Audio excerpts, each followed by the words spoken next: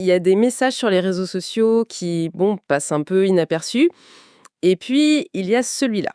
Un message de l'ancien international français, Hatem Ben Arfa, qui a vraiment mis le feu aux poudres. Ah oui, je vois très bien duquel vous parlez. Il écrit, je cite, Héros national Pape Thiaw. Je voudrais voir sa statue à Dakar. On vous aime le Sénégal. C'est c'est extrêmement fort comme déclaration, surtout de la part de Ben Arfa, qui n'est pas directement lié au football africain. Exactement. Et la question qu'on se pose tout de suite, c'est mais comment on en arrive là? Qu'est-ce qu'un sélectionneur a bien pu faire pour mériter un tel hommage? Et ce qui est incroyable, c'est que ce message, il ne sort pas de nulle part. Il est publié vraiment quelques heures à peine après la finale de la Coupe d'Afrique des Nations 2025. Une finale gagnée par le Sénégal, oui, une finale remportée par le Sénégal face à son grand rival, le Maroc. Et d'après ce qu'on a pu reconstituer, cette finale était complètement hors norme. On ne parle pas juste d'un match de foot. Non, on est au-delà. On parle d'un événement sous très haute tension, plein de controverses arbitrales et qui a basculé dans le drame psychologique en fait. Bon, alors c'est cette histoire complètement folle qu'on va essayer de démêler ensemble.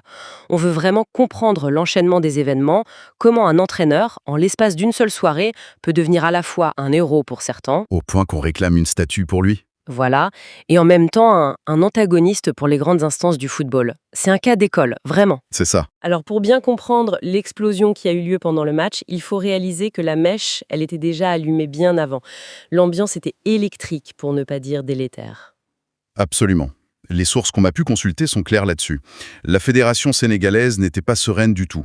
Il y a eu une accumulation de ce que le camp sénégalais a perçu comme Des frictions. voire des provocations. Et ce ne sont pas juste des petits détails logistiques, on est d'accord. Non, non, pas du tout. On parle de problèmes de sécurité qui ont été signalés dès l'arrivée de l'équipe à la gare de Rabat. On parle aussi d'un sentiment d'injustice très, très fort sur la répartition des billets pour les supporters. Ah oui, la fameuse histoire des billets. Oui, une part jugée vraiment dérisoire pour les Sénégalais.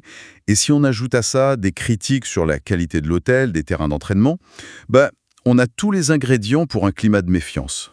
Donc en gros, l'équipe sénégalaise n'arrive pas dans les meilleures conditions psychologiques. Il y a déjà une sorte de paranoïa qui s'installe. C'est exactement ça. Et l'effet est double. D'un côté, ça peut souder un groupe, ça crée une mentalité de nous contre le monde entier, une sorte de forteresse, tu vois. Oui, bien sûr. Mais de l'autre, ça met les nerfs à vif. Chaque décision de l'arbitre, chaque contact sur le terrain, tout va être interprété à travers ce prisme de méfiance. L'équipe n'est pas arrivée à l'esprit libre, elle était déjà sur la défensive. Et le match? Le match lui-même a été le reflet parfait de tout ça. Un combat tactique très fermé, très crispant, 0-0 à la fin du temps réglementaire. Ce qui en dit long sur la nervosité ambiante, oui. Mais c'est dans les toutes dernières secondes que tout dérape, que le match de foot devient une sorte de pièce de théâtre. Il y a deux détonateurs en fait. Le premier, c'est un but qui est refusé à l'attaquant sénégalais Ismaïl Assar, pour une faute jugée très très contestable par son camp. Ça jette déjà un premier froid. D'accord. Mais le point de rupture, le moment où vraiment tout explose, c'est à la 90e minute plus 6. L'arbitre, après une très longue consultation de la VAR, accorde un pénalty au Maroc. Et là, Et là, dans le camp sénégalais, c'est vécu comme l'injustice de trop, la goutte d'eau qui fait déborder le vase. attendez, il faut qu'on s'arrête une seconde là-dessus. Parce qu'en réaction à ce penalty, dans les arrêts de jeu d'une finale de Coupe d'Afrique, Pape Thiaw, le coach, fait quelque chose d'absolument impensable. Oui, Il demande à ses joueurs de sortir du terrain. C'est un geste d'une audace ou d'une folie, enfin, c'est totalement inédit à ce niveau-là. c'est du jamais vu. On entre dans une scène de chaos total. Une grande partie de l'équipe sénégalaise obéit à son coach, se dirige vers la ligne de touche et quitte la pelouse. Le match est interrompu. Le match est arrêté, on ne sait pas du tout s'il va reprendre. Pendant près de 15 minutes, c'est le flottement absolu. Le football africain retient son souffle. Et évidemment, c'est ce geste-là qui va cristalliser toute la polémique. Mais d'après ce qu'on sait, tout le monde n'était pas d'accord avec cette décision, même au sein de l'équipe. Non, et c'est un point absolument crucial. Le capitaine, Sadio Mané, qui est une icône du football mondial, joue un rôle de modérateur qui est essentiel. Il comprend tout de suite que si l'équipe abandonne, Les conséquences seraient désastreuses.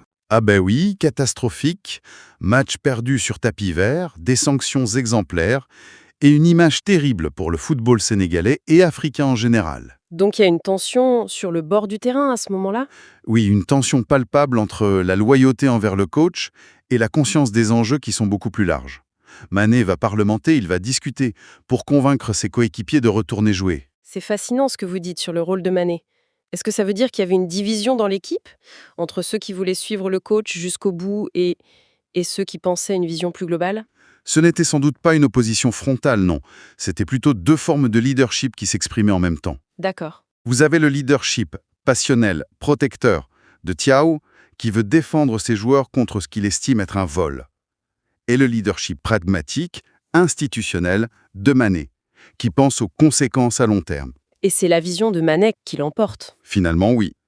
L'équipe retourne sur le terrain pour que le pénalty soit tiré. Alors, après ce chaos total, ce moment où tout aurait pu s'arrêter, les joueurs retournent sur la pelouse. L'ambiance devait être indescriptible. Irrespirable, oui. Le sort de la CAN repose sur un seul tir au but. Et le scénario qui suit est digne d'un film. Racontez-nous. Le tireur marocain, Brahim Diaz, s'avance. Et il décide de tenter une panenka. Alors, pour ceux qui ne connaissent pas, ce n'est pas un tir en force. C'est un petit ballon piqué, très doucement, au milieu du but. C'est un geste d'une audace folle. Oui, et c'est souvent perçu comme un peu arrogant. C'est conçu pour humilier un gardien qui a déjà plongé d'un côté. C'est un geste à très, très haut risque psychologique. S'il réussit, c'est un gêné. Et s'il rate? Il passe pour un idiot. Et c'est exactement ce qui se passe. Le gardien sénégalais, Édouard Mendy, ne tombe pas dans le piège. Il reste sur ses appuis, il ne bouge pas, et il cueille le ballon très tranquillement. Incroyable. Le stade explose. D'un point de vue psychologique, c'est un renversement total. Le Sénégal, qui se sentait victime d'une injustice, vient d'être sauvé par ce qu'on peut interpréter comme un excès de confiance de l'adversaire. Le momentum a complètement changé de camp. Le symbole est fou. L'équipe qui se sentait flouée par l'arbitrage est finalement sauvée par l'arrogance de l'adversaire. On imagine l'état d'esprit des Sénégalais pour la prolongation. Ah, ils sont sur un nuage. Ils sont portés par ce retournement de situation quasi miraculeux. Et durant la prolongation, ils trouvent la faille. C'est Pape Gueye qui marque le but de la victoire. Score final 1-0. Le Sénégal remporte sa deuxième Coupe d'Afrique d'affilée. Oui, au terme d'une des finales les plus dramatiques de toute l'histoire de la compétition. Le Sénégal est donc champion, c'est un fait, mais l'histoire, elle ne s'arrête pas là. C'est même là qu'elle commence vraiment, parce que le geste de Pape Thiaw, ce retrait momentané de l'équipe, va déclencher une tempête. Et c'est là qu'on voit bien la dualité des perceptions. D'un côté, la réaction des institutions du football est unanime et très sévère. Le sélectionneur marocain Walid Regragui parle d'une attitude honteuse pour l'Afrique. Carrément. Le président de la FIFA lui-même, Gianni Infantino, déclare que ces scènes sont inacceptables et il rappelle le devoir de respecter l'arbitre en toutes circonstances. Et logiquement, la CAF, la Confédération africaine de football, ouvre une enquête. Immédiatement. Une enquête disciplinaire est ouverte. La menace de lourdes sanctions plane sur Pape Thiaw. Pour le monde officiel du foot, son geste est indéfendable. Il a franchi une ligne rouge. Et c'est au milieu de ce torrent de critiques qu'arrive la bombe lâchée par Hatem Ben Arfa, qui prend le contre-pied total de cette vision. Exactement. Et son message n'est pas anodin, surtout venant de lui. Ben Arfa, c'est un peu l'archétype du génie rebelle, tu vois. Le joueur au talent immense qui, toute sa carrière, a eu des relations très compliquées avec l'autorité. C'est vrai. Que ce soit ses coachs ou ses dirigeants. Alors, quand lui qualifie Pape Thiaw de héros national, il ne fait pas que le soutenir. Il valide l'acte de défiance lui-même. C'est un rebelle qui en adoube un autre, quoi. Et ça a un poids symbolique énorme. Donc son tweet, il transforme un geste potentiellement honteux, pour reprendre les mots de Regragui, en un acte de résistance. Une sorte de prise de pouvoir face à une autorité jugée injuste. C'est précisément ça. Il change complètement le cadre de lecture de l'événement. Pour les instances, Thiaw a bafoué les règles. Pour Ben Arfa et les très très nombreux supporters qui vont le suivre, Thiaw est un leader qui a eu le courage de dire stop. De protéger ses hommes, oui, de protéger ses hommes par un acte fort, quitte à en payer le prix. Et son message a eu un effet incroyable. Il a galvanisé la base des supporters sénégalais et a forgé en quelques heures cette image d'un coach prêt à tout pour défendre l'honneur de son équipe.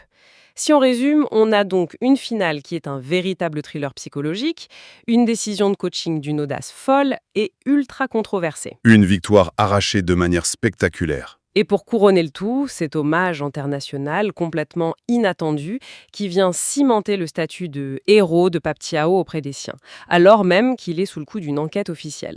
En reliant tous ces points, on voit bien comment un événement sportif peut exploser bien au-delà du cadre du terrain.